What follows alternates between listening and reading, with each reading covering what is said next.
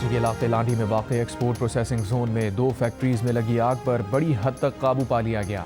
Chief fire officer के मुताबिक आग एक से दूसरी फैक्ट्री में फैली, तीसरी फैक्ट्री को बचा लिया गया। तीसरे दर्जे की आग जुमे की रात 8:45 बजे के करीब लगी।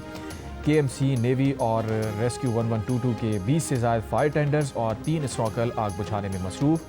कमिश्नर कराची का कहना है कि वाक़े में कोई जानी नुकसान नहीं हुआ।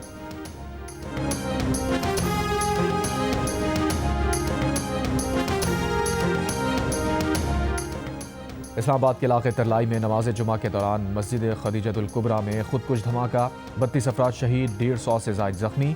ऐनी शाहिदीन का कहना है कि धमाके से पहले फायरिंग की आवाज़ें भी आईं। तमाम ज़ख्मियों को पिम्स और पॉलीक्लिनिक अस्पताल मुंतकिल कर दिया गया।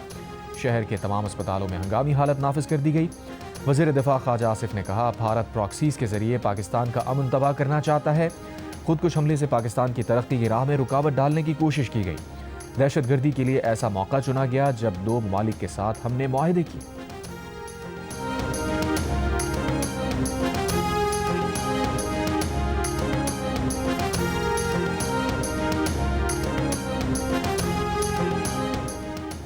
इस्लामाबाद में खुदकुश हमला करने वाले के घर पर पेशावर में छापा, खुदकुश हमलावर के 2 भाई और 1 खातून गिरफ्तार। खुदकुश बमबार का शनाख्ती कार्ड धमाके वाली जगह से मिल गया। तफ्तीशी ज़राए के मुताबिक हमलावर की शनाख्ती कार्ड पर दर्ज नाम यासिर से हुई। खुदकुश बमबार गुज़िश्ता 5 माह अफगानिस्तान में मुकीम रहा। अफगानिस्तान में असलहा चलाने और खुदकुश हमले की तरबियत हासिल की।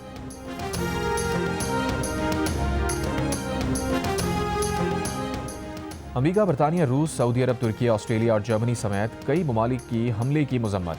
UN सेक्रेटरी जनरल की भी इस्लामाबाद में धमाके की शदीद मजम्मत। वज़ीर आज़म शहबाज शरीफ ने कहा, इस्लामाबाद खुदकुश हमले पर दुनिया भर से हमदर्दी के पैगामात पर शुक्रगुजार हैं।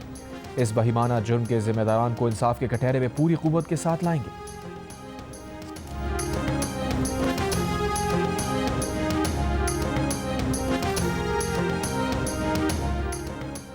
खुदकुश हमले के बाद इस्लामाबाद बार एसोसिएशन का आज सोग और हड़ताल का ऐलान। सिंध बार काउंसिल की इस्लामाबाद धमाके की मजम्मत, आज यौम सियाह मनाने का ऐलान। लाहौर बार एसोसिएशन का आज अदालती बाइकॉट का ऐलान। लाहौर बार के बुकला आज अदालतों में पेश नहीं होंगे। कराची में शिया तंजीमों की जानिब से नुमाइश रंगी, शराय पाकिस्तान और अब्बास टाउन पर एहतजाजी मुजाहिरे।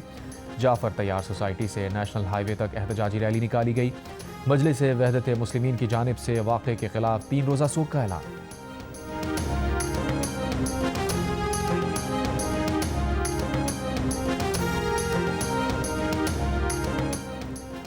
अमेरिका के सदर डोनाल्ड ट्रंप ने कहा है कि ईरान से मुज़ाकरात अच्छे रहे और फरीक डील के करीब हैं।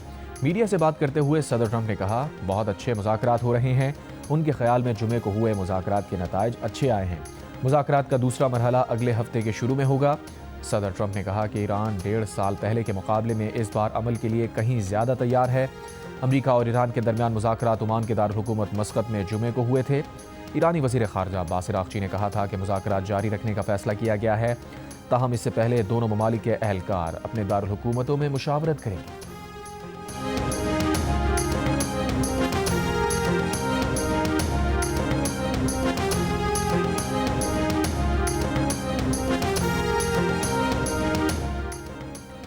अमेरिका और भारत ने अबूरी ट्रेड डील के लिए फ्रेमवर्क पर इत्तफाक कर लिया। व्हाइट हाउस के मुताबिक भारत अमरीकी सनती अशिया, खुराक और ज़रई मसनूआत पर टैरिफ ख़त्म या कम करेगा।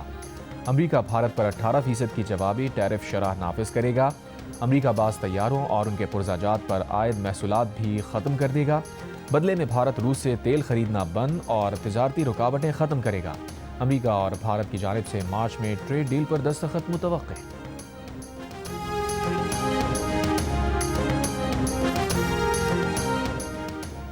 वज़ीर आज़म शहबाज शरीफ ने पाकिस्तान और उज़्बेकिस्तान के दरमियान निजी शोबे के दरमियान $3 अरब से ज़ायद के समझौतों को अहम पेशरफ्त करार दे दिया। पाकिस्तान उज़्बेकिस्तान बिज़नेस फोरम से खिताब में उज़्बेक सरमायाकारों को पाकिस्तान में सरमायाकारी की दावत। कहा, गुज़िश्ता बिज़नेस फोरम की बदौलत तिजारती सरगर्मियाँ $45 करोड़ तक पहुँची, मगर इसमें मज़ीद इजाफे की सलाहियत है। कराची धाबची पंपिंग स्टेशन पर बिजली का बड़ा ब्रेकडाउन। तर्जुमान वाटर कॉरपोरेशन का कहना है कि मुतासरा लाइन नंबर 5 की मरम्मत करके पानी की फराहमी बहाल कर दी गई। मरम्मती काम के बाद शहर को आर्जी तौर पर 100 मिलियन गैलन पानी की कमी का सामना था। بجلی کے بریک ڈاؤن سے متاثرہ لائن نمبر 2 پر مرمتی کام جاری ہے، جس کی وجہ سے 50 ملین گیلن پانی کی کمی رہے گی۔ کراچی شہر کو 600 ملین گیلن پانی کی فراہمی معمول کے مطابق جاری رہے گی۔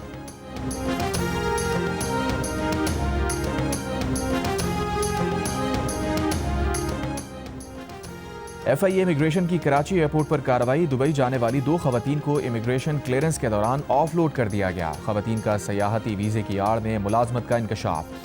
ایف آئی اے حکام کے مطابق فیصل آباد کی رہائشی خاتون نے غیر اخلاقی نیٹ ورک سے منسلک ہونے کا بھی اعتراف کیا۔ سفری انتظامات کرنے والا مرکزی ملزم بھی گرفتار۔ ملزمان کے متعدد موبائل فون سے واٹس ایپ چیٹس اور وائس نوٹس برآمد۔ انسانی اسمگلنگ کیس میں تمام ملزمان اینٹی ہیومن ٹریفکنگ سیل کے حوالے۔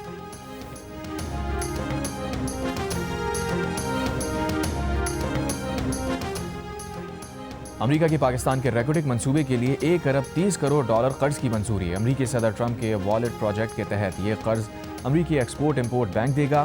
واشنگٹن میں امریکی وزیر خارجہ کی زیر صدارت اجلاس میں اہم معدنیات کی ترسیل کو محفوظ بنانے کے طریقوں پر تبادلہ خیال کیا گیا۔ اجلاس میں سپلائی چین کے نئے ذرائع بنانے، محفوظ اور قابل بھروسہ ٹرانسپورٹ اور لاجسٹک نیٹ ورکس کو فروغ دینے پر اتفاق کیا گیا۔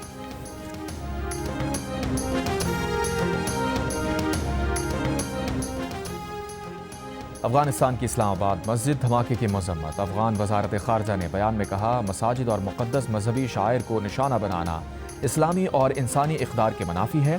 عبادت گزاروں اور عام شہریوں کو نشانہ بنانے والے حملے ناقابل قبول اور قابل مذمت ہیں۔ حملے میں جاں بحق افراد کے لواحقین سے دلی تعزیت، زخمیوں کی جلد صحتیابی کے لیے دعا گو ہے۔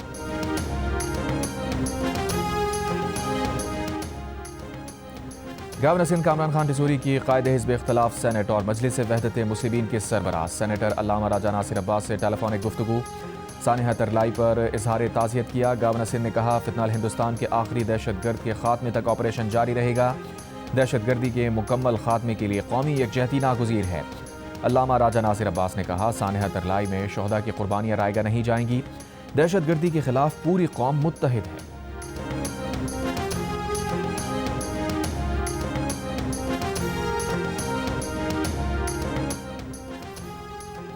نوبیل امن انعام یافتہ ملالہ یوسفزئی کی اسلام آباد مسجد پر دہشت گرد حملے کی مذمت۔ برطانیہ میں تقریب سے خطاب میں ملالہ یوسفزئی کا جاں بحق افراد کے لواحقین سے اظہار تعزیت۔ کہا، یہ خطرناک بات ہے کہ لوگ عبادت گاہوں میں محفوظ نہیں۔ دعا ہے ہمارے ملک میں امن قائم ہو۔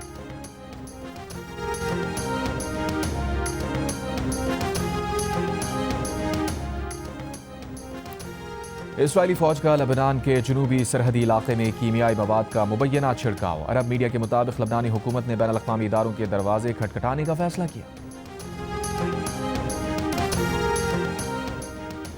اور ICC T20 ورلڈ کپ کا آج سے آغاز ہوگا۔ پاکستان ٹیم گروپ اے میں اپنا پہلا میچ نیدرلینڈز کے خلاف کھیلے گی۔ میچ کے دوران بارش کی بھی پیش گوئی کی گئی ہے۔